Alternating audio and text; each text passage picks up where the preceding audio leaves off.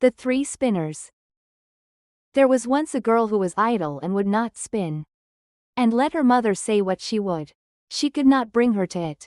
At last the mother was once so overcome with anger and impatience that she beat her, on which the girl began to weep loudly. Now at this very moment the queen drove by, and when she heard the weeping she stopped her carriage, went into the house and asked the mother why she was beating her daughter, so that the cries could be heard out on the road. Then the woman was ashamed to reveal the laziness of her daughter and said, "I cannot get her to leave off spinning.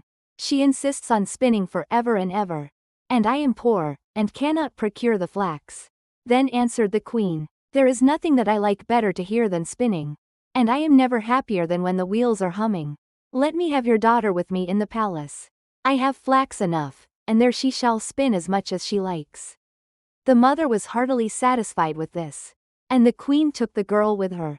When they had arrived at the palace, she led her up into 3 rooms, which were filled from the bottom to the top with the finest flax. "Now spin me this flax," said she, "and when thou hast done it, thou shalt have my eldest son for a husband. Even if thou art poor, I care not for that, thy indefatigable industry is dowry enough." The girl was secretly terrified, for she could not have spun the flax. No, not if she had lived till she was 300 years old, and had sat at it every day from morning till night.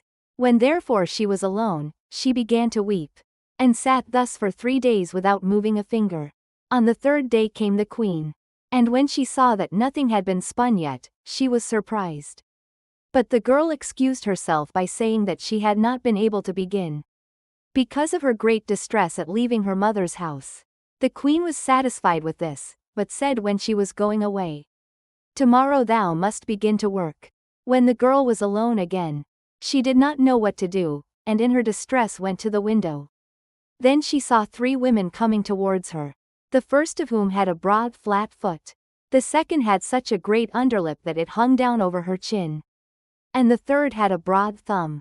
They remained standing before the window, looked up, and asked the girl what was amiss with her. She complained of her trouble, and then they offered her their help and said, "If thou wilt invite us to the wedding, not be ashamed of us, and wilt call us thine aunts, and likewise wilt place us at thy table, we will spin up the flax for thee, and that in a very short time." "With all my heart," she replied, "do but come in and begin the work at once." Then she led in the 3 strange women, and cleared a place in the first room, where they seated themselves and began their spinning. The one drew the thread and trod the wheel, the other wetted the thread, the third twisted it, and struck the table with her finger, and as often as she struck it, a skein of thread fell to the ground that was spun in the finest manner possible. The girl concealed the 3 spinners from the queen, and showed her whenever she came the great quantity of spun thread, until the latter could not praise her enough. When the first room was empty she went to the second, and at last to the third, and that too was quickly cleared. Then the 3 women took leave and said to the girl, "Do not forget what thou hast promised us, it will make thy fortune." When the maiden showed the queen the empty rooms and the great heap of yarn, she gave orders for the wedding.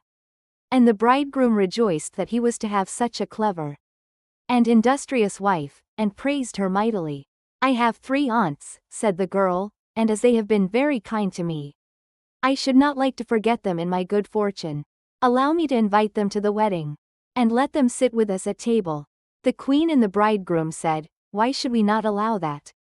Therefore when the feast began, the 3 women entered in strange apparel, and the bride said, "Welcome, dear aunts." "Ah," said the bridegroom, "how comest thou by these odious friends?" Thereupon he went to the one with the broad flat foot, and said, "How do you come by such a broad foot?" "By treading," she answered, "by treading." Then the bridegroom went to the second, and said, "How do you come by your falling lip?" "By licking," she answered, "by licking." Then he asked the third, "How do you come by your broad thumb?" "By twisting the thread," she answered, "by twisting the thread." On this the king's son was alarmed and said, "Neither now nor ever shall my beautiful bride touch a spinning wheel." And thus she got rid of the hateful flax spinning.